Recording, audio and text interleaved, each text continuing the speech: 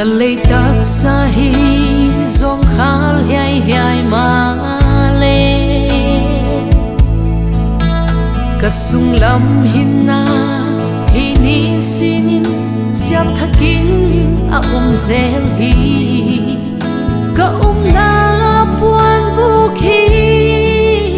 suk sia tin ma le ka hin na Krista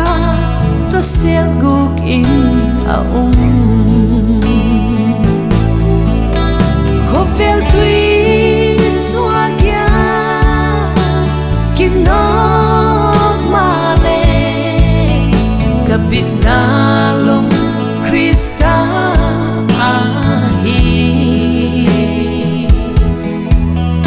tui kinog le tui fonte sang deu deu in tin ka chuan na long va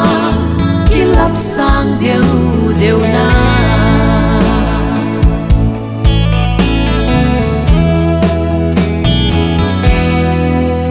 lam zot zot siang ma leng le chao dia quang ka mung gualin tha za in kho vel ha sat na khel in lengin ka lalpa ging a ama a kingate so sia chu kho vel boy na lakin dong sang ina kho vel tui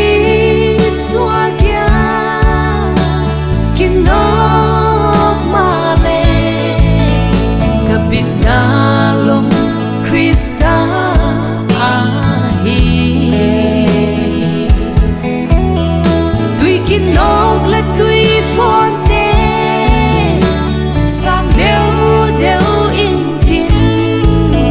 ka chuan na long va kilap sang deu deu na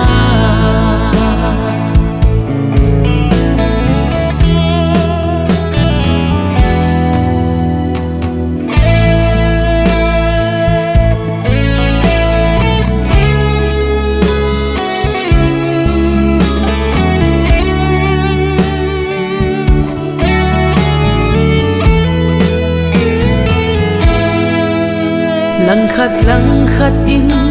hắc sat nan e tuam se lung sin le suk gen the in ka